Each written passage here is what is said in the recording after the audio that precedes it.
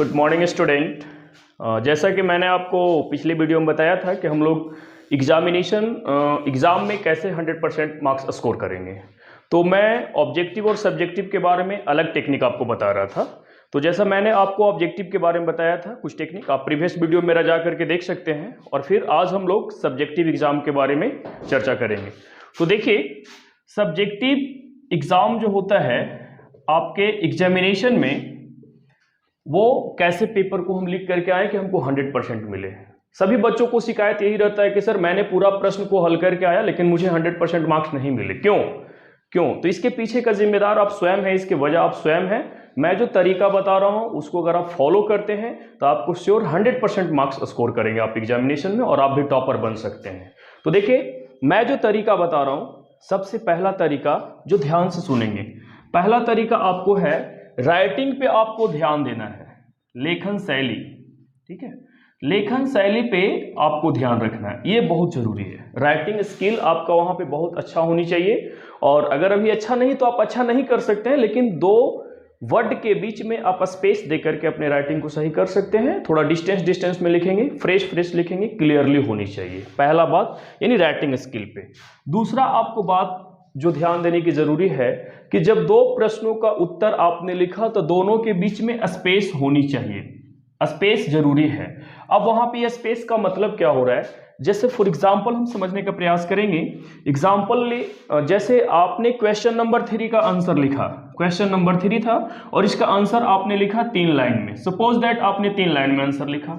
अब हम लोग परीक्षा हॉल में करते क्या है कि ये तीन लाइन के बाद में जो है ना, तुरंत क्वेश्चन नंबर 4 और यहीं से लिखना शुरू। अब आपके टीचर जब इवैल्यूएशन करते हैं तो उनको उतना उत्तर पढ़ने का समय नहीं रहता है। मैं बताता हूँ, मैं खुद टीचर हूँ, मैं खुद कॉपी इवैल्यूएट करता हूँ।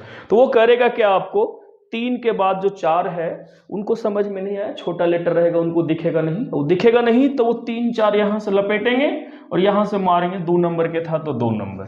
अब आप बताइए, आपका 4 नंबर का कितना नंबर मिला? 2 नंबर। तो यहाँ आपका 1 नुकसान हुआ। इसलिए आपको क्या करना है, स्पेस रखना बहुत जरूरी है। ये बहुत इंपॉर्टेंट है कि स्पेस हम रखें दो क्वेश्चन के आंसर के बीच में। तीसरा आपको ध्यान रखना है कि कोई भी जो इवैल्यूएटर होता है, टीचर्स कॉपी जब आपको चेक करती है तो अट्रैक्टिव आंसर होना बहुत जरूरी है। अट्रैक्टिव मतलब आपको कॉपी को डेकोरेट करना है, और डेकोरेट कैसे करना, यही टेक्निक आपको मैं बता रहा हूं। सबसे पहले आप एग्जामिनेशन हॉल में उसी उत्तर को लिखें जिसका आप आंसर कंफर्म जानते हैं, 100% आप श्योर हैं। इसलिए कि अगर 2-4 सवाल आपका स्टार्टिंग का बहुत अच्छा लिखा हुआ है तो टीचर का मेंटेलिटी, मानसिकता में ये हो जाता है कि आप जो हैं वो बहुत अच्छे स्टूडेंट हैं, टाइप ए स्टूडेंट हैं, और आपको अगला जो प्रश्न का उत्तर दिए हैं अगर थोड़ा बहुत गलती भी है तो आपको फुल मार्क्स देते चले जाएंगे, इसमें कोई डाउट नहीं। तो क्या करना है, पहले जो आपको आता है उसी को आंसर लिखना है, यानी जिसमें आप 100% कंफर्म है उसी को उत्तर लिखना है, जिसमें आप कंफर्म नहीं उसको नहीं लिखना है। और ऐसे भी आपके पास क्वेश्चन 2 टाइम्स होते हैं, दुगना रहते हैं, यानी अगर आपको 3 का उत्तर देना है तो 6 रहते हैं। उन 6 में से आप पहले ये डिसाइड करें 5 मार्क्स के लिए कि आपको सबसे अच्छा से कौन सा उत्तर आ रहा है। जैसे जो उत्तर पहले आ रहा है उसको इतना अच्छा से सजा के लिख दीजिए ना कि टीचर देखने के बाद आपको पूरा वो समझ जाए कि आप बहुत अच्छे स्टूडेंट हैं, और आपको अगला अगर थोड़ा उससे कम भी लिखा हुआ रहे, फुहर भी लिखा हुआ रहे, तो आपको फुल मार्क्स मिले। तो सबसे पहला बात वो करना है कि जो उत्तर आपको याद है पहले उसको लिखना है।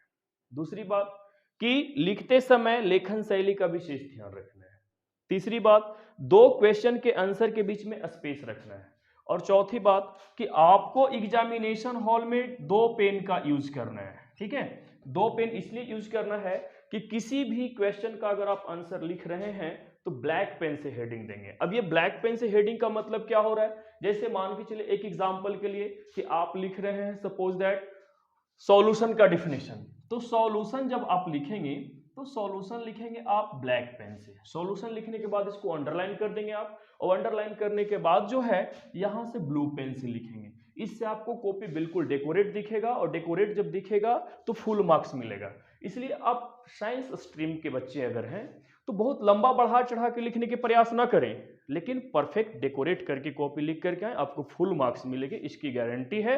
तो आप इस स्ट्रेटजी को फॉलो करें और आप 100% मार्क्स को स्कोर करें और आप भी टॉपर बने। और अब सवाल सबसे बड़ा आपके पास इस समय ये है कि सर मैं अभी फिलहाल क्या पढ़ के जाऊं कि परीक्षा में वहां से प्रश्न आए। तो मैं आपको पिछले वीडियो में ही बताया था कि मैं इसका 2 स्ट्रेटजी बताऊंगा, हाउ एंड व्हाट। मैंने हाउ बताया और व्हाट पे आगे हम अगले वीडियो में चर्चा करेंगे कि हम क्या क्या पढ़ के जाएं सर, कि प्रश्न में वहां से ही, मतलब परीक्षा में वहां से ही प्रश्न आएगा। तो नेक्स्ट वीडियो में आपको मिलेगा कि क्या आपको पढ़ना है। मैंने अभी बताया कैसे आपको एग्जाम देना है, इसको ओवरव्यू मैं करूंगा। अगर किसी प्रकार का दिक्कत हो तो आप कमेंट सेक्शन में जाकर के आप हमसे सवाल पूछ सकते हैं, मैं इसका जवाब देने का पूरा प्रयास करूंगा। और ये आपको इतना इंफॉर्मेटिव वीडियो रहेगा कि इस टेक्निक को देखें और अनेक एग्जाम में, किसी भी प्रकार के एग्जाम में जो भी आपको समस्याएं आती हैं कैरियर से रिलेटेड या फिर आपको पढ़ाई से रिलेटेड, आप कमेंट करके पूछें, या फिर मेरे पास ये नंबर मैं आपको नेक्स्ट वीडियो में उपलब्ध करा दूंगा हम अपना, जिससे कि आप कॉल करके भी हमसे आप पूछ सकते हैं। कॉल नहीं कर सकते, आप व्हाट्सएप पे मैसेज कर सकते हैं, क्योंकि कॉल करेंगे तो इतना कॉल आते रहता है कि मैं फिर क्लास कैसे लूंगा। ठीक है, तो अगर आप लोग इस तरह का वीडियो और भी इंफॉर्मेटिव चाहते हैं कि हम एग्जाम में कैसे स्कोर करें, क्या पढ़ के जाएं, तो आप इसके लिए थोड़ा फीडबैक के लिए आप मेरे चैनल को सब्सक्राइब करें, लाइक करें और अपने दोस्तों के बीच में शेयर करें, ताकि आपका ये अपना चैनल जो बोध गया का है वो पूरा फेमस